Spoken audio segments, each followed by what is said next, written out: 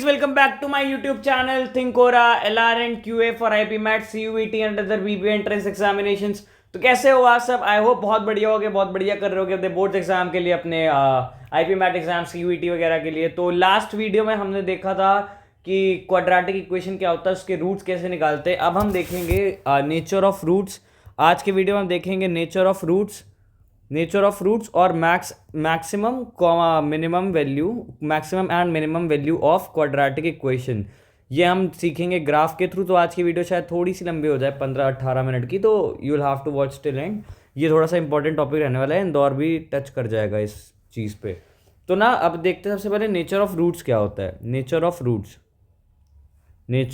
Roots. अभी तक यार तुमने एक चीज़ देखी होगी कि हम जब इक्वेशन सॉल्व कर रहे थे तो कुछ इक्वेशंस तुम देखोगे कि इजीली सॉल्व हो जाएंगी फैक्टराइज होकर के, कुछ नहीं होंगी। तो वहाँ पर क्या लगता है, वहाँ पर लगता है क्वाड्रेटिक फार्मूला। क्या लगता है? Quadratic formula. ये क्या होता है भैया? अभी इसकी बात करेंगे। उसके पहले ना तुम ये सीखो कि नेचर ऑफ रूट्स क्या होता है। मतलब तुम्हें एक ये बताना होगा कि किसी इक्वेशन के रूट्स निकल रहे हैं, किसी इक्वेशन के नहीं निकल रहे हैं। वो सारी चीज़ें अब हम इस जगह पर सीखने वाले। ओके भैया, सिखा दो। ओके भाई, बिल्कुल सिखाते हैं। तुम बस 2 मिनट रुक जाओ, बने रहो हमारे साथ। तो सबसे पहले देखो ना क्या होता है। एक क्वाड्रेटिक इक्वेशन कैसे लिखी होती है? ax² plus bx plus c is equals to 0। ठीक है। अब कभी कभी क्या होगा, ये जो तुम्हारी क्वाड्रेटिक इक्वेशन होती है तुमको रूट्स देगी, पर रूट्स तुम्हारे इमेजिनरी होंगे। इमेजिनरी कैसे भैया? कैसे? जैसे मान लो तुम सॉल्व करने गए तो तुमको क्या बोलते हैं, रूट्स मिल रहे होंगे जो कि तुम्हारे नंबर लाइन वगैरह पे रिप्रेजेंट नहीं कर पा रहे होगे तुम। भैया कैसे सॉल्व करेंगे फिर उन्हें करने के जो तरीके होते हैं, मेथड होता है, चलो हम वो सीखने वाले हैं। क्या होता है, कभी कभी क्वेश्चन आपसे बोलेगा कि रूट्स इक्वल हैं, रूट्स रियल हैं। जैसे मान लो तुम्हारा एक इक्वेशन हमने ली थी, x² - 4 इज इक्वल्स टू 0। ठीक है। तो यहाँ से तुम्हें रूट्स क्या मिल गए? थे +-2 मिलेगा। ये एक कंडीशन है तुम्हारी। एक अगर तुमने ले लिया x² is equals to +4 is equals to 0, तो x की वैल्यू क्या मिल जाएगी? -4। x² की वैल्यू -4। तो क्या ये कभी प्रूफ होगा? नहीं। तो यानी कि यहाँ पर तुम क्या करोगे, इमेजिनरी नंबर्स पे जाओगे ना। हाँ भैया जाएंगे। तो बस वो चीज़ होती है भैया। इसको कैसे निकालते हैं? इसको सॉल्व करने का ना एक तरीका होता है। जैसे मान लो क्या होता है, अब यहाँ पर टर्म एक नया आता है, डिस्क्रिमिनेंट। क्या? डिस्क्रिमिनेंट, जिसको हम डी से रिप्रेजेंट करते हैं। तो इसका फॉर्मूला होता है d is equals to b² - 4ac। भैया b² 4ac यही वाले हैं क्या? हाँ यही वाले हैं। ठीक है भैया, बहुत अच्छी बात है। तो इस क्वेश्चन में आप बता दो कैसे निकालोगे इसका d। इस क्वेश्चन में देखो क्या होगा, d तुम कैसे निकालोगे? b², तो b तो तुम्हारा दिया नहीं, तो 0 - 4 इंटू a कितना दिया है? 1 इंटू c कितना दिया हुआ है? 4। c कितना दिया है? 4। यानी कि यहाँ से तुम्हारी वैल्यू क्या निकल आई? -16। यानी कि d की वैल्यू क्या आ गई? -16। ठीक है। अभी होल्ड करो। ठीक है। इसके बाद तुम्हारी दूसरी क्वेश्चन क्या थी? x² - 4 is equals to 0। Correct. हाँ भैया ये थी। यहाँ से तुम्हें क्या मिल गया?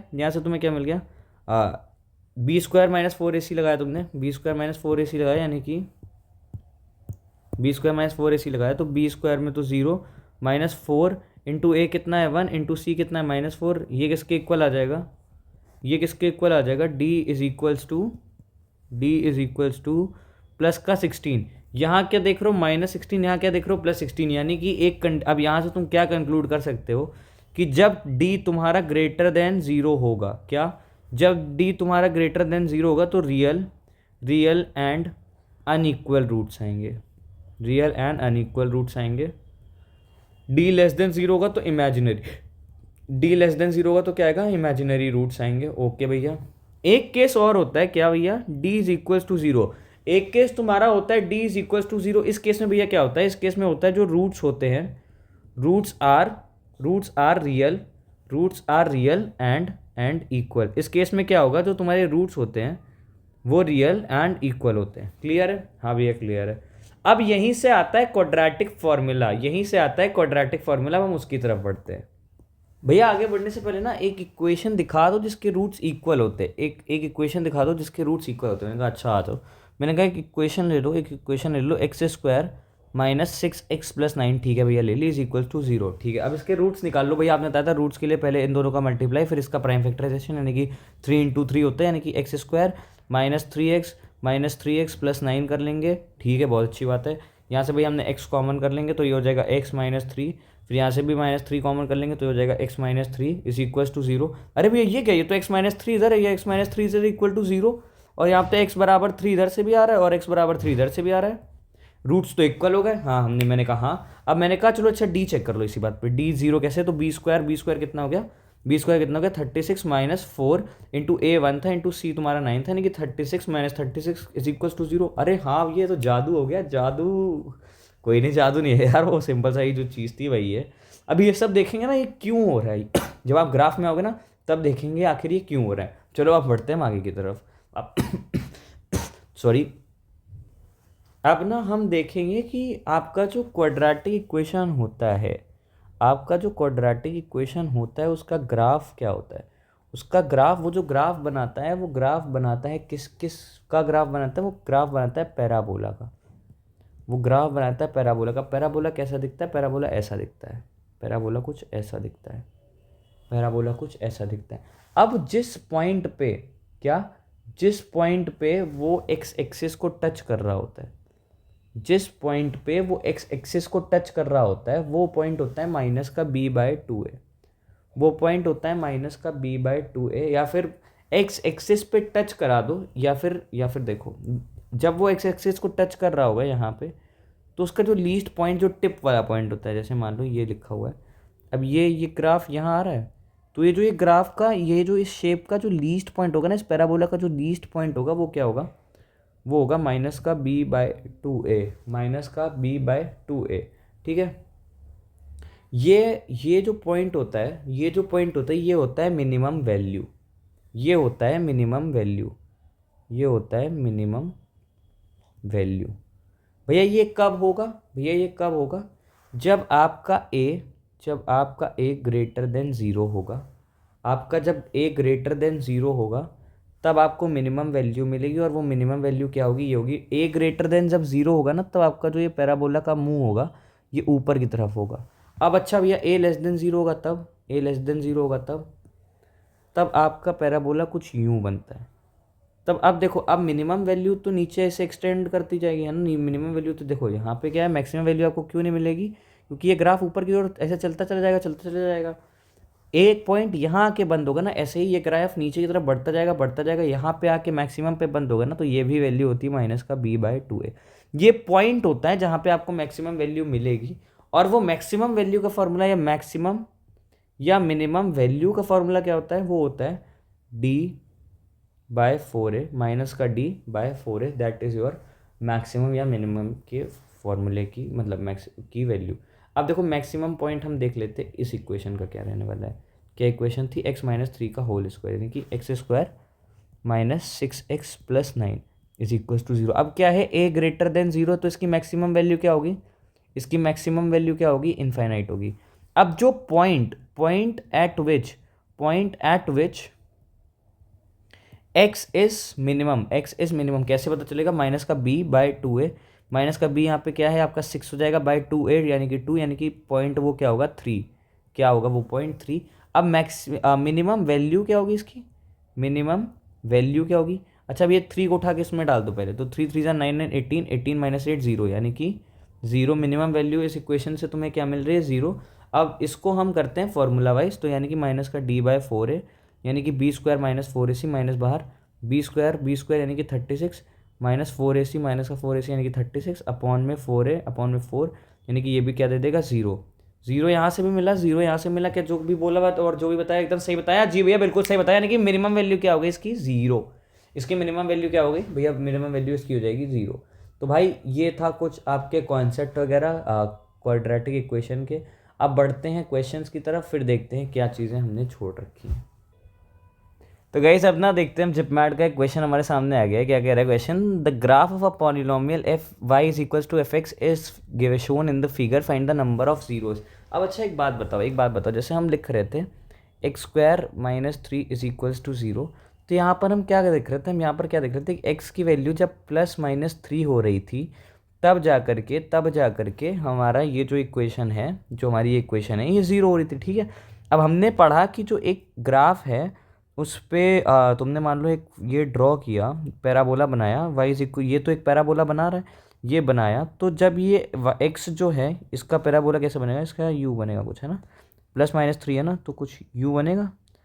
अब जब y की x की वैल्यू +3 या -3 है, तब y तुम्हारा किसके इक्वल हो रहा है, तब y तुम्हारा 0 के इक्वल हो रहा है। हाँ, तो यहाँ पर देखो, यहाँ पर x की कितनी वैल्यू पे y 0 हो रहा है, यहाँ पे x की कितनी वैल्यू पे y 0 हो रहा है, यहाँ पर आपको क्या दिख रहा है, एक यहाँ 0 हो रहा है, हाँ एक यहाँ 0 हो रहा है, एक बार यहाँ 0 हो रहा है, और एक बार यहाँ 0 हो रहा है। तो इसके रूट्स कितने मिले, इसके रूट्स कितने मिल गए, 3, and that will be your answer. तो गाइज अब हम बढ़ते हैं हमारे अगले क्वेश्चन की तरफ। अगला क्वेश्चन क्या कह रहा है, alpha and beta are the roots, alpha and beta are the roots of the equation this, then the value of this. अब एक काम करो ना, एक इक्वेशन तुम लोग हमेशा याद कर लो जो मैंने अपने टाइम में की थी, क्या, x² + 5x + 6 is equals to 0। इसके जो रूट्स बनते हैं, इसके जो रूट्स बनते हैं वो बनते हैं x इज इक्वल्स टू -2, -3। ये याद कर लोगे ना, मोस्टली तुम क्वाड्रेटिक इक्वेशन के जिपमैट और रोहतक में तो क्वेश्चन यूं ही सॉल्व कर दोगे, ये इक्वेशन और इसके रूट्स ये होते हैं, बस ये याद करके चल लो, एक बार दिमाग में बिठा लो। कॉन्सेप्चुअली भी तुम जा सकते हो, मैं तुम्हें जो एक ईजियर मेथड है वो बता रहा हूँ, क्योंकि जिपमैट और रोहतक तो कितना ही आसान सा पेपर होता है। तो इसके अकॉर्डिंग अब इस इक्वेशन को बिठा लो। इसके रूट्स क्या है, -2 -3, यानी कि 1/a की वैल्यू कितनी है 1, इंटू अल्फा ले लिया -2, प्लस b कितना है तुम्हारा 5, प्लस 1/a कितना है 1, बीटा कितना है, बीटा तुम्हारा कितना है -3, प्लस b कितना है, प्लस b कितना है 5। अब इसको सॉल्व कर लो, इसको सॉल्व कर लो तो क्या मिल जाएगा, -2 + 5 यानी कि प्लस का 3, और ये मिल जाएगा 1/2 + 1/3। अब ये क्या हो जाएगा, 2 + 3 5, 5/6। अब यहाँ आ जाओ, यहाँ आ जाओ, देख लो 5 और 6 क्या है, यानी कि क्या बन गया, B/C। ऐसा एक ऑप्शन दे रखा था और वो तुम्हारा करेक्ट आंसर होना था। देखो कितनी जल्दी सॉल्व किया। अब बढ़ते हैं लास्ट क्वेश्चन की तरफ, then we'll end this video. तो गाइस अब बढ़ते हैं ना हम लास्ट क्वेश्चन की तरफ, जो कि जिपमैट में आ रखा है। तो क्वेश्चन कह रहा है कि highest common factor of this and this is x-3। अब एक बात बताओ, हाईएस्ट कॉमन फैक्टर का मतलब हम क्या जानते हैं कि वो इस इक्वेशन को भी डिवाइड कर रहा होगा और इस इक्वेशन को भी डिवाइड कर रहा होगा। अगर वो डिवाइड कर रहा होगा यानी कि रिमाइंडर कितना दे रहा होगा, 0। तो जब हम x की वैल्यू इन दोनों इक्वेशन में दे देंगे तो ये दोनों इक्वल होकर 0 दे होंगे ना, मतलब दोनों ही 0 दे होंगे, यानी कि दोनों इक्वेशन इक्वल होंगे। आओ करते हैं, यानी कि इसमें क्या दिया हुआ है, x², यानी कि जब हमने x is equal -3 is equals to 0, यानी कि x इज इक्वल्स टू 3 आ गया, तो 3 जब रखा है यहाँ पे तो 9 -3p -q, और ये वाला इज इक्वल्स टू 0 इधर वाले में रखा, तो 9 5 ज़ा 45 -3 3 ज़ा 9p -15q is equals to 0। अब एक काम करो, एक को एलिमिनेट करना है, यानी कि यहाँ 3 से मल्टीप्लाई, यानी कि क्या हो जाएगा, 3 9 27 -3 3 ज़ा 9p -3q is equals to 0, और 45 -9p -15q is equals to 0। ठीक है, अब मार दो सब्सट्रैक्ट, यानी कि ये ऐड और यानी कि ये भी ऐड, इज इक्वल्स टू 0। तो ये क्या हो जाएगा, ये हो जाएगा -12, ये कट जाएगा, और ये क्या हो जाएगा, प्लस का 12q इज इक्वल्स टू 0, यानी कि q की वैल्यू क्या आ जाएगी 1, q की वैल्यू 1 आ जाएगी। ये उठाकर इस किसी भी एक इक्वेशन सब्स्टिट्यूट कर देना, and then you will get your answer, जो कि होने वाला है। सो गाइस आज के लिए बस इतना ही, ये वीडियो को यहीं पर एंड करते हैं। और इसी के साथ हमने अपना क्वाड्रेटिक इक्वेशंस चैप्टर भी खत्म कर लिया है। इससे आप जिपमैट और रोहतक एग्जाम आराम से निकाल लोगे, और इंदौर के बेसिक आप आराम से कवर कर लोगे। और हाँ, हमने हमारा नया फ्री मेंटोरशिप सेशन बैच निकाल रखा है, तो जो भी एनरोल करना चाहता है खुद को, देखो कोई एनरोलमेंट वगैरह है नहीं, आप सीधा मीट में आ सकते हो, अपने क्वेश्चंस वगैरह पूछ सकते हो। तो उसके लिए डिस्क्रिप्शन में व्हाट्सएप चैनल का लिंक है, वहाँ से जाके ज्वाइन कर लो, and you can get yourself enrolled there. हर शनिवार सैटरडे शाम 9:30 बजे, रात 9:30 बजे I will be live there. देखते कब तक ये चलता है। Okay, till then best of luck for exams, and thanks for watching the video. Thank you.